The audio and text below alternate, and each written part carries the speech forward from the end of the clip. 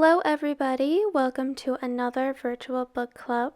Today we're going to be finishing up the Halloween tree with chapters 18 and 19. So grab your favorite book time drink and comfy clothes and let's get started. Chapter 18. They hung above Mexico. They hung above an island in that lake in Mexico. They heard dogs barking in the night far below. They saw a few boats on the moonlit lake moving like water insects. They heard a guitar playing and a man singing in a high, sad voice. A long way off, across the dark borders of the land, in the United States, packs of children, mobs of dogs ran laughing, barking, knocking, from door to door, their hands full of sweet bags of treasure, wild with joy on Halloween night. "But here," whispered Tom. "Here what?" asked Montrud, hovering at his elbow. "Oh, why here, and down through all of South America." "Yes, South, here in South, all the cemeteries, all the graveyards are full of candlelight," Tom thought. 1,000 candles in this cemetery, 100 candles in that graveyard, 10,000 small flickering lights farther on 100 miles, 5,000 miles down to the very tip of Argentina. "Is that the way they celebrate? El Dia de los Muertos. How's your grade school Spanish, Tom?"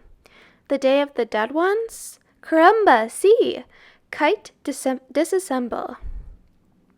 Swooping down, the kite flew apart for a final time.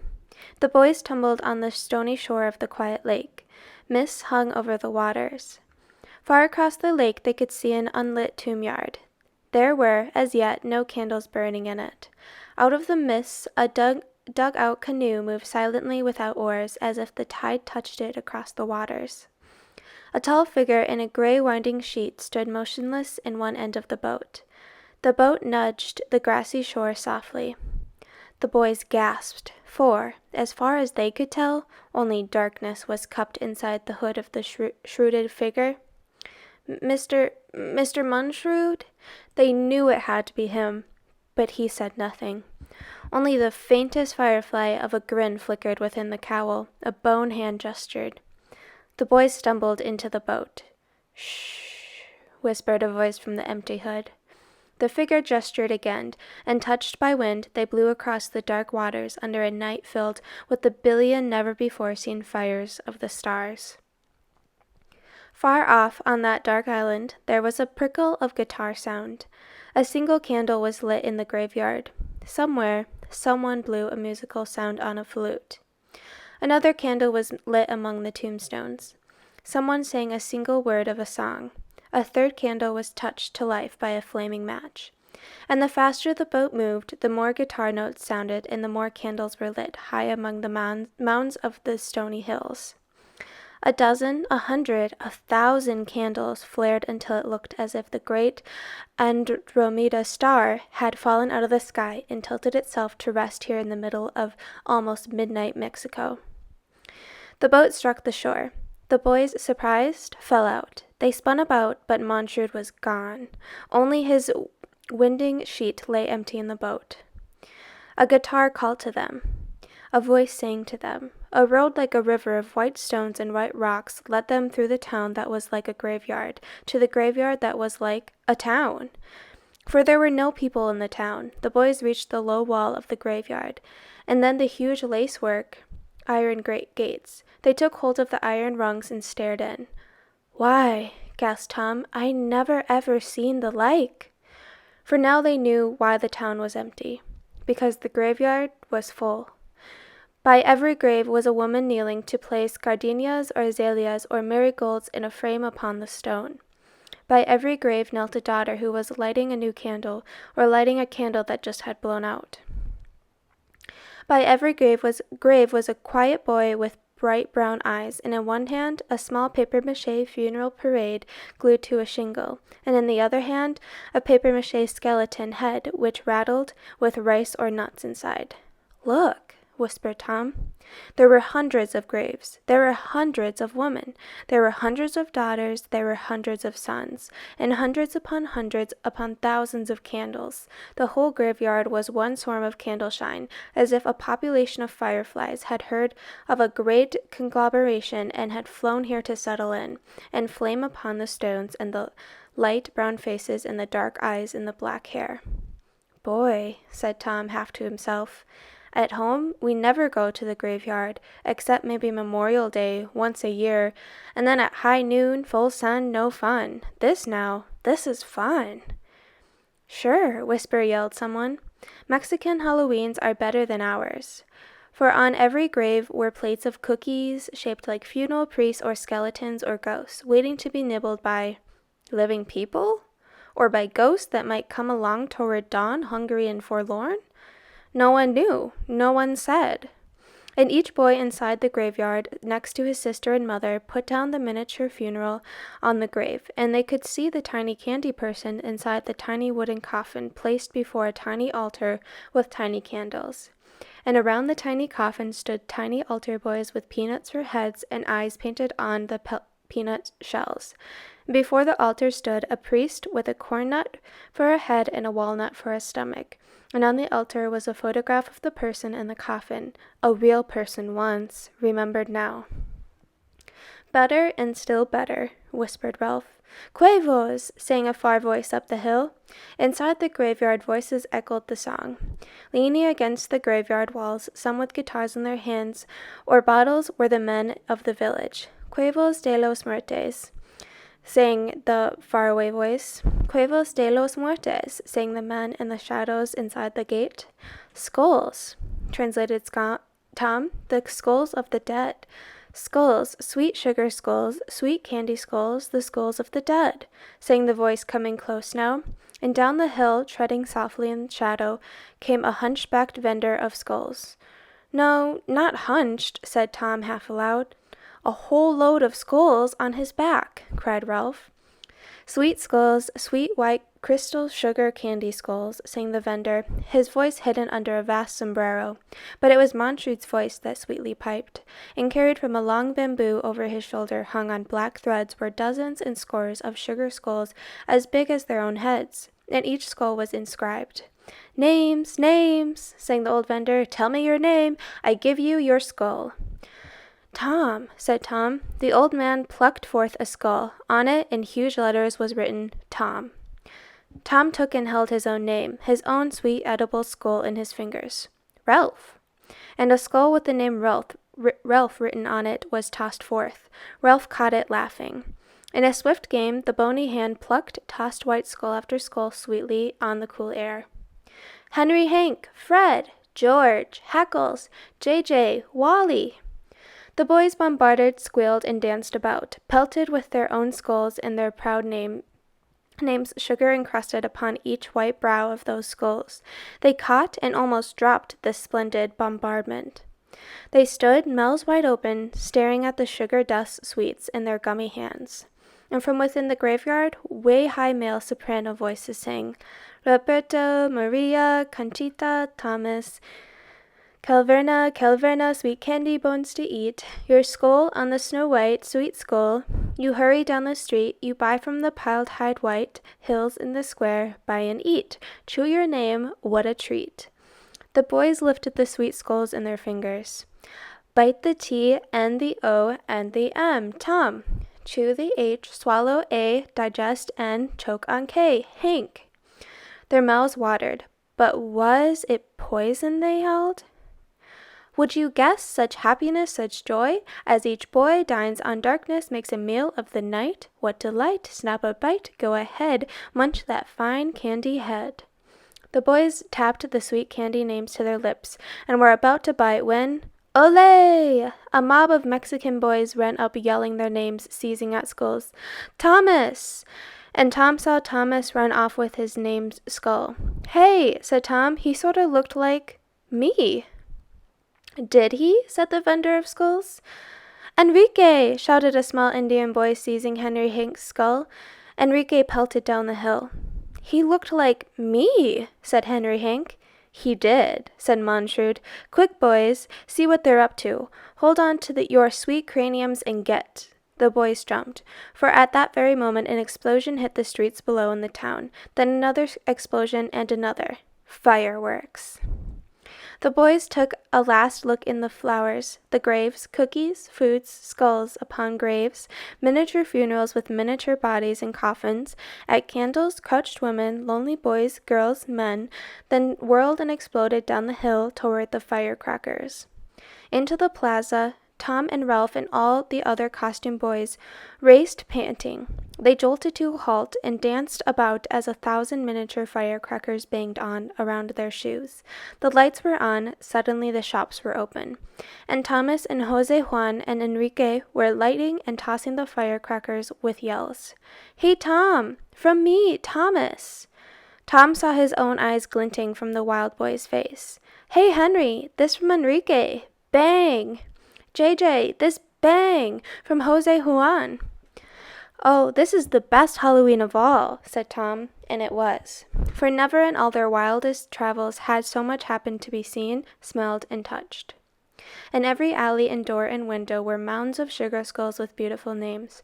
From every alley came the tap-tap of death-watch beetle coffin makers nailing, hammering, tapping coffin lids like wooden drums in the night.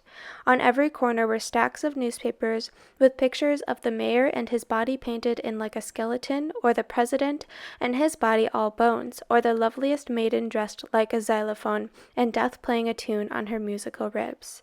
Calavera, Calavera, Calavera, the song drifted down the hill. See the politicians buried in the news. Rest in peace beneath their names, such is fame.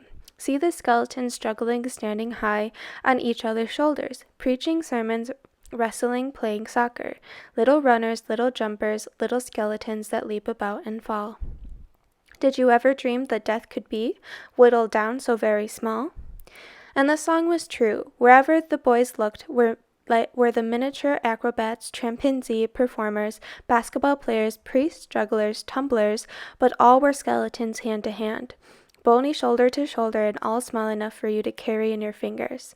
And over there in a window was a whole microscopic jazz band with a skeleton trumpeter and a skeleton drummer, and a skeleton playing a tuba no bigger than a soup spoon, and a skeleton conductor with a bright cap on his head and a baton in his hand, and tiny music pouring out of the tiny horns. Never before had the boys seen so many bones. "Bones!" laughed everyone. "Oh, lovely bones!" The song began to fade. Hold the dark holiday in your palms, bite it, swallow it, and survive. Come out the far black tunnel of El Dia de Muerte and be glad, ah so glad, you are alive. Calavera, Calavera. The newspapers, bordered in black, blew away in white funerals on the wind. The Mexican boys ran away up the hill to their families. "Oh, strange, funny, strange," whispered Tom. "What?" said Ralph at his elbow. "Up in Illinois, we've forgotten what it's all about. I mean, the dead. Up in town tonight, heck, they're forgotten. Nobody remembers. Nobody cares. Nobody goes to sit and talk to them. Boy, that's lonely. That's really sad. But here, why shucks, it's both happy and sad. It's all firecrackers and skeleton toys down here in the plaza. And up in the graveyard, now are all the Mexican dead folks with the families visiting, and flowers and candles and singing and candy. I mean, it's almost like Thanksgiving, huh? And everyone sat down to dinner, but only half the people able to eat. But that's no mind, they're there. It's like holding hands at a sensei with your friends, but some of the friends gone. Oh, heck, Ralph. "Yeah," said Ralph, nodding behind his mask. "Heck." "Look, oh, look there," said JJ. The boys looked. On top of a mound of white sugar skulls was one with the name Pipkin on it. Pipkin's sweet skull, but nowhere in all the explosions and dancing bones and flying skulls was there so much as one dust speck or whimper or shadow of Pip. They had grown so accustomed to Pip's leaping up in fantastic surprises on the sides of Notre Dame, or weighted down in gold, that they had expected him, like a jack-in-the-box, to pop from a mound of sugar skulls, flap sheets in their faces, and cry. But no, suddenly no Pip at all, and maybe no Pip ever again. The boy shivered. A cold wind blew fog up from the lake. Chapter 19. Along the dark night, around a corner, came a woman bearing over her shoulders twin scoops of mounded charcoals burning. From these heaps of pink burning coals, firefly sparks scattered and blew in the wind. Where she passed on bare feet, she left a trail of little sparks which died. Without a word, shuffling, she went around another corner into an alley gone. After her came a man, carrying on his head, lightly, a small coffin. It was a box made of plain white wood, nailed shut. On the sides and top of the box were pinned cheap silver rosettes, handmade silk, and paper flowers. Inside the box was... The boy stared at the funeral parade of two went by. Two, thought Tom. The man and the box, yes, and the thing inside the box. The man, his face solemn, balancing the coffin on top of his head, walked tall into the nearby church. Stuttered Tom. Was that Pip again, inside that box? What do you think, lad? Asked Munchausen. I don't know, cried Tom. I only know I had enough. The night's been too long. I seen too much. I know everything, gosh, everything. Yeah, said everyone clustering close, shivering. And we've got to get home, don't we? What about Pipkin? Where is he? Is he alive or dead? Can we save him? Is he lost? Are we too late? What do we do? What? Cried everyone, and the same question flew and burst from their mouths and welled in their eyes. They all took hold of Munchausen as if to press the answer from him, yank it out of his elbows. What do we do? To save Pipkin? One last thing. Look up in this tree. Dangling from the tree were a dozen Halloween piñatas. Devils, ghosts, skulls, witches that swayed in the wind. Break your piñatas, boys. Sticks were thrust into their hands. Strike! Yelling, they struck. The piñatas exploded, and from the skeleton piñata 1,000 small skeleton leaves fell into a shower. They swarmed on Tom. The wind blew skeleton leaves and Tom away. And from the mummy piñata fell hundreds of frail Egyptian mummies, which rushed away into the sky, Ralph with them. And so each boy struck and cracked and let down small vinegar knot dancing images of himself, so that devils, witches, ghosts shrieked and seized in all the boys, and leaves went tumbling through the sky, with Munchausen laughing after. They ricocheted in the final alleys of the town. They banged and skipped like stones across the lake waters, to land rolling in a jumble of knees and elbows on a yet farther hill. They sat up. They found themselves in the middle of an abandoned graveyard with no people, no lights, only stones, like immense wedding cakes frosted with old moonlight. And as they watched Munchausen landing light on his feet in a swift, quiet motion, bent. He reached for an iron rung in the earth. He pulled. With a shriek of hinges, a trapdoor in the earth gaped wide. The boys came to stand at the edge of the big hole. Stuttered Tom. Catacombs? Catacombs, Munchausen pointed. Stairs led down into a dry dust earth. The boys swallowed hard. Is Pip down there? Go bring him up, boys. Is he alone down there? No, things are with him. Things. Who goes first? Not me. Silence. Me, said Tom at last. He put his foot on the first step down. He sank into the earth. He took another step. Then suddenly, he was gone. The others followed. They went down the steps in a single file, and with each step down the dark got darker. And with each step down the silence grew more silent. And with each step down the night became deep as a well, and very black indeed. And with each step down the shadows waited and seemed to lean from walls, and with each step down strange things seemed to smile at them from the long cave, which waited below. Bats seemed to be hanging, clustered just over their heads, squeaking so high you could not hear them. Only dogs might hear, have hysterics, jump out of their skin and run off. With each step down the town got farther away, and the earth and all the nice people of the earth, even the graveyard above, seemed so far away. They felt lonely. They felt so alone, they wanted to cry. For each step down was 1,000,000,000 miles lost from life, and warm beds, and good candlelight, and mothers' voices, and father's pipe smoke. and clearing his voice in the night, which made you feel good knowing he was there, somewhere in the dark, alive and turning in his sleep, and able to hit anything with his fists if it had to be hit.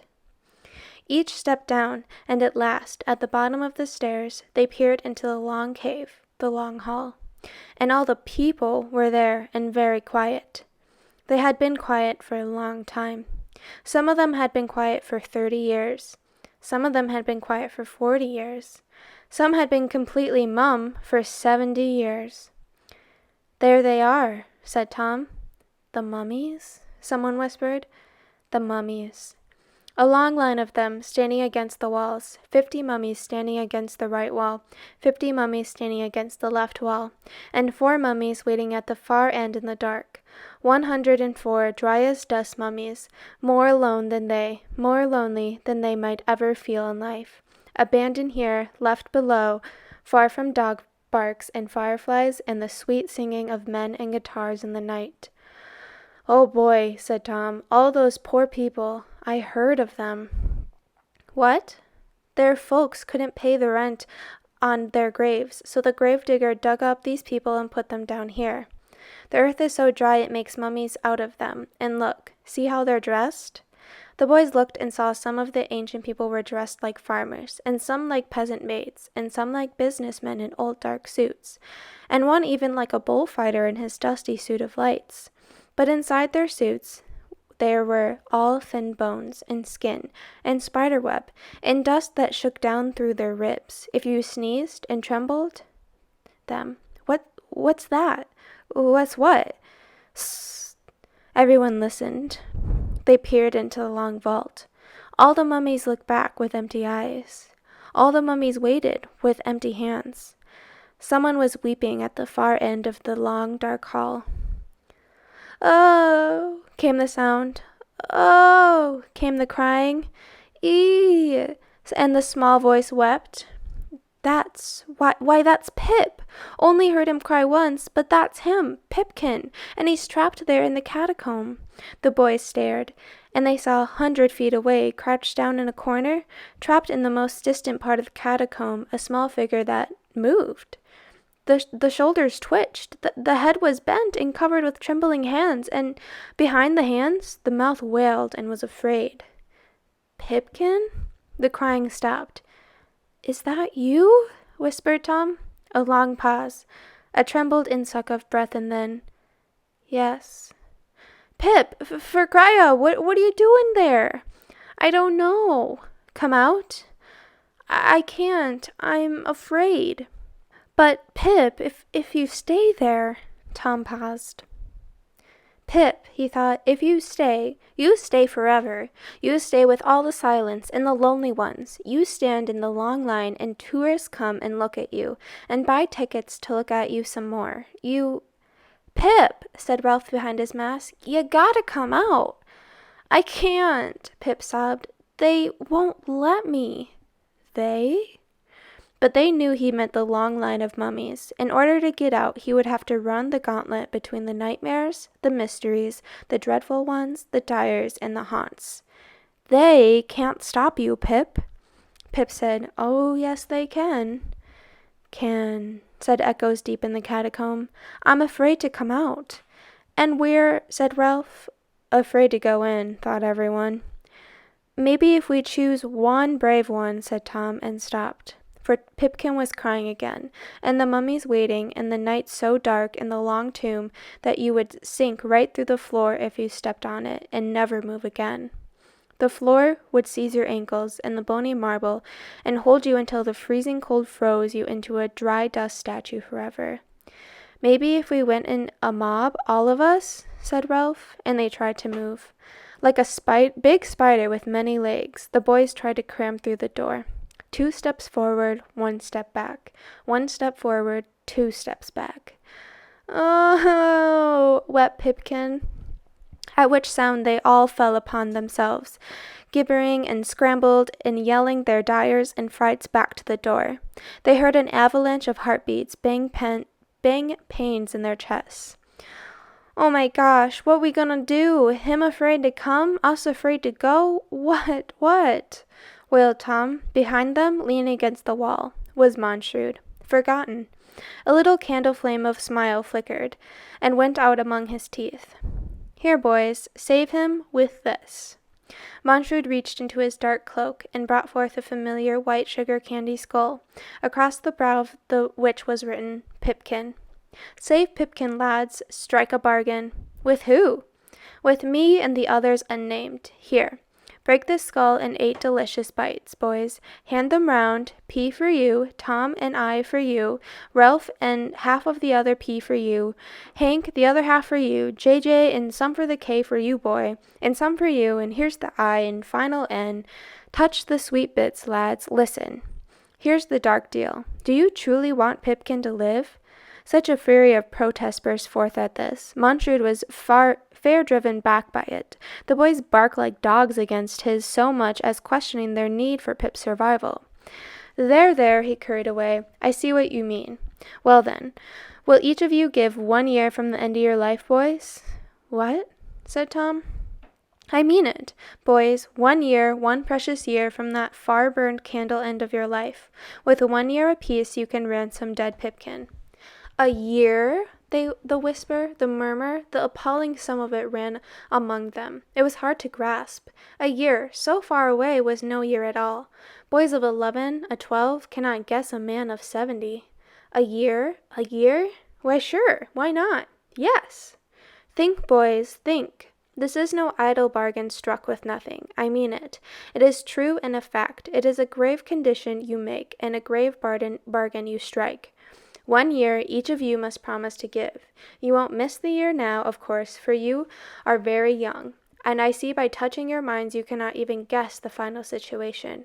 Only later, 50 years from this night, or 60 years from this dawn, when you are running low on time and dearly wish an extra day or so of fine weather and much joy, then's when Mr. D for Doom or Mr. B for Bones will show up with his bill to be paid. Or perhaps I will come, old Montrude himself, a friend to lads, and say deliver. So a year promised must be a year given over. I'll say give, and you must give. What will that mean to each of you? It will mean that those of you who might have lived to be 71 must die at 70. Some of you who might have lived to be 86 must cough up your ghost at 85. That's a great age. A year more or less doesn't sound like much. When the time comes, boys, you may regret it, but you will be able to say, this year I spent well. I gave for Pipkin. I made a loan of life for sweet Pipkin, the fairest apple that ever almost fell too early off the harvest tree. Some of you at 49 must cross life off at 48. Some at 55 must lay down to forever sleep at 54. Do you catch the whole thing intact now, boys? Do you add the figures? Is the arithmetic plain? A year. Who will bid 365 entire days from his own soul to get Pipkin back? Think, boys. Silence. Then speak. There was a long brooding silence of the arithmetic students doing inward sums, and the sums were very fast indeed. There were no question, although they knew, that years from now they may doubt this dreadful haste. Yet what else would they do? Only swim out from the shore and save the drowning boy before he sank a last time into a frightening dust? Me, said Tom. I'll give a year. And me, said Ralph. I'm in, said Henry Hank. And me, said all the rest. Do you know what you pledge, boys? You do love Pipkin, then? Yes. Yes! So be it, boys. Chew and eat, lads, eat and chew. They popped the sweet bits of candy skull into their mouths. They chewed. They ate. Swallow darkness, boys, give up a year. They swallowed hard, so hard that their eyes shone bright, and their ears banged, and their hearts beat. They felt something like a cage of birds let out of their chests and bodies, and flying off invisible. They saw but did not see the years. They gave as gifts wing around the world to settle somewhere in good payment for strange depths. They heard a yell, "Here!" and then "I!" and then "Come!" Bang, bang, bang, the 3 words, and 3 sounds of shoes hitting stone. and all along the hall and between the row of mummies, which leaned out to stop, but did not stop, between the silent shrieks and screams, hell-bent rushing, racing, flinging his feet, pumping his elbows, puffing his cheeks, shutting his eyes, snorting his nostrils, and bang, bang, banging the floor with his up and down feet came. Pipkin, oh how he ran! Look at him come! Come on, Pip! Pip, you're halfway! Look at him race! Said everyone with sugar candy in their mouths. With the honorable name of Pipkin locked in their sweet teeth, with his savor in their jaws, with his fine name on their tongues, Pip, Pip, Pipkin. Don't stop now, Pip. Don't look back. Don't fall down. Here he comes, 3/4 away. Pip ran the gauntlet. He was good and fine and fast and true. Between 100 waiting mummies he ran without touching and did not look back and won the race. Pip, you did it! You're safe! But Pip kept running. Not only through the gauntlet of dead ones, but the gauntlet of warm, sweating, alive, yelling boys. He plowed them aside and raced upstairs, gone. Pip, it's all right. Come back. They ran up the stairs after. Where's he going, Mr. Montrude? Well, I should imagine, scared as he is, said Montrude. Home. Is Pipkin saved? Let's go see, boys. Up! He spun about like a whirlwind. His arms flung out, cut the air in slicing grabs and swoops. So fast he spun that he made a vacuum, a self-made storm, this cyclone, this huge upsuck of air. Then seized the boys by ear, nose, elbow, toe. Like so many leaves stripped from a tree, they yelled themselves into the sky. Montrude, raving, sank up, and they, if that is possible, sank and plummeted after. They hit the clouds like an explosion of gunshot. They followed Montrude like a flock of north-rushing birds, heading home before their season. The earth seemed to give a turn from north to south. 1,000 small villages and towns spun under, alight with candles in tomb yards through all of Mexico, alit with candles flickering in pumpkins north of the borders across Texas and then Oklahoma, Kansas, and Iowa, and at last Illinois, and at last home! Cried Tom. There's the courthouse, there's my house, and there's Halloween tree. They swooped once around the courthouse and twice around the 1,000 pumpkin burning tree, and at a final time around old Montrude's tall house, with its many gables and many rooms, many gaping windows, high lightning rods, railings, attics, scrollworks, which leaned and groaned in the wind their passage made. Dust sifted out of the windows to greet them. Shades flapped in yet another windows, like ancient tongues, lolling to be diagnosed by wind-born small doctors of strange medicines. Ghosts withered like white flowers furling and unfurling in mouldered flakes, which fell to ruin even as they shot by. And the whole house, circled, was like all of Halloween ever. So cried Montrude, flapping his antique arms and webs and black silks as he landed on the roof and beckoned the boys to alight and pointed down through an immense sky window, through all the levels of his mansion. The boys gathered round the sky-lit window and stared down a stairwell which opened out at various floors to various times and histories of men and skeletons, and dreadful musics played on flute bones. There it is, boys. Will you look? Do you see? There's our whole 10,000-year flight. There's our whole trip in one place, from caveman to Egyptian, to Roman to front porch, to English harvest field to boneyard in Mexico. Montrude lifted the vast pane of the glass. The stairway banister, boys, write it down, each to his own time, his own age, his own level. Leap off where your costume fits, where you think you and your disguise, your mask belong. Get! The boys leaped and they sprang down the stairwell to the top landing. They sprang down the stairwell, then one by one they popped onto the banister and slid yelling down through all the floors, all the levels, all the ages of history, kept within Montrude's incredible mansion. Roundabout down they whisked, they skidded, they shuffled on waxed rail. Room thud! JJ in the 8-man costume landed in the basement. He glanced about. He saw cave paintings, dim smokes and fires, and shadows of hulking gorilla men. Saber-tooth burned their eyes at him from the cindered dark.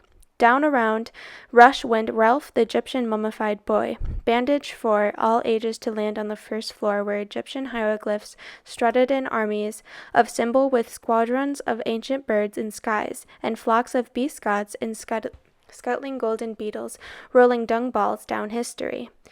Crash! Hackles nimbly, and his scythe somehow still flashing in his hand, hit and almost rolled himself to mincemeat on the second floor, where the shadow of the Samhain druid god of the dead raised up his scythe upon a far chamber wall.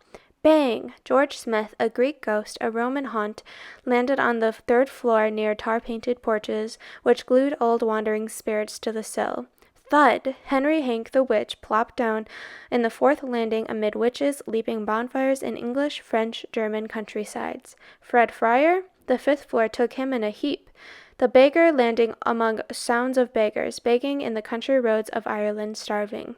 Wally Bob, the gargoyle himself, threw and crashed on the sixth floor, where well-sprouted elbows and limbs, and lumps, grimaces of fine gargoyle humors and glees, until finally Skeleton Tom skidded off the banister on the topmost floor to tumble and knock white candy skulls like ten pins in a dire game among the shadows of crouched women by mounds with miniature skeleton brass bands playing mosquito tunes, while Montrude far above, still on the roof, yelled down, "Well, boys, do you see it all one, yes?" "Yes," someone murmured. "Always the same, but different, eh? Every age, every time, day was always over. Night was always coming. And aren't you afraid, Ape Men there, or you, Mummy, that the sun will never rise again?" "Yes," more of them whispered. And they looked up through the levels of the great house and saw every age, every story, and all the men in history staring round about as the sun rose and set. Ape men trembled, Egyptians cried, Greeks and Romans paraded their dead, summer fell dead, winter put it in the grave. A billion voices wept. The wind of time shook the vast house. The windows rattled and broke like men's eyes into crystal tears. Then, with cries of delight, 10,000 times a million men welcomed back bright summer suns, which rose to burn each window with fire. Do you see, lads? Think! People vanished forever. They died. Oh, Lord, they died, but came back in dreams. Those dreams were called ghosts and frightened men in every age. Ah! Cried a billion voices from attics and basements. Shadows climbed walls like old films rerun in ancient theaters. Puffs of smoke lingered at doors with sad eyes and gimbering mouths. Night and day, summer and winter, boys, seed time and harvest. Life and death, that's what Halloween is, all rolled up in one. Noon and midnight. Being born, boys, rolling over, playing dead like dogs, lads, and getting up again, barking, racing through thousands of years of death each day. And each night Halloween, boys, every night, every single night, dark and fearful, until at last you made it, in hidden cities and towns, and had some rest, and could get your breath. And you began to live longer, and have more time and space out the deaths, and put away fear, and at last have only special days in each year when you thought of night and dawn and spring and autumn, and being born and being dead. And it all adds up, 4,000 years ago, 100 years ago, this year, one place or another, but the celebration's all the same. The feast of Samhain, the time of the dead ones, All Souls, All Saints, the Day of the Dead, El Dia de Muerte, All Hallows, Halloween.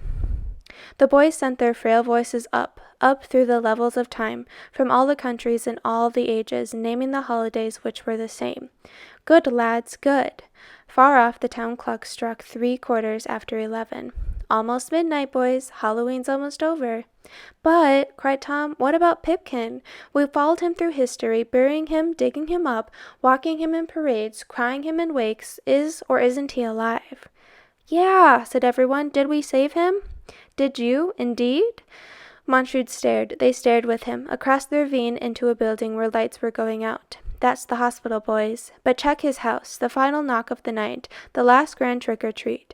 Go ask for final answers. Mr. Marley, see them out. The front door flew wide. Bang. The Marley knocker on the door gaped its bandaged jaw and whistled them farewell as the boys slid down the banisters and raced for the door. They were stopped by a final shout from Montrude. Boys? Well, which was it? Tonight with me? Trick or treat? The boys took a vast breath, held it, burst out. Gosh, Mr. Montrude, both! Rap went the Marley knocker, slam went the door, and the boys were gone, running, through the ravine and up along the street, gasping hot gusts of air, their masks falling to be trampled until at last they stopped at Pipkin's sidewalk and looked at the far hospital and back at Pipkin's door. You go, Tom, you, said Ralph. But Tom slowly edged up to the house and put his foot on the front step and the second step up and approached the door, afraid to knock and afraid to find the final answer about dear old Pipkin. Pipkin dead?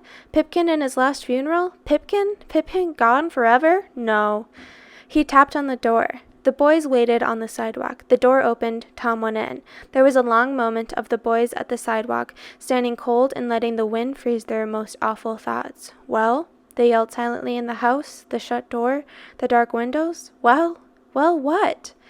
And then at last the door opened again, and Tom came out and stood on the porch not knowing where he was.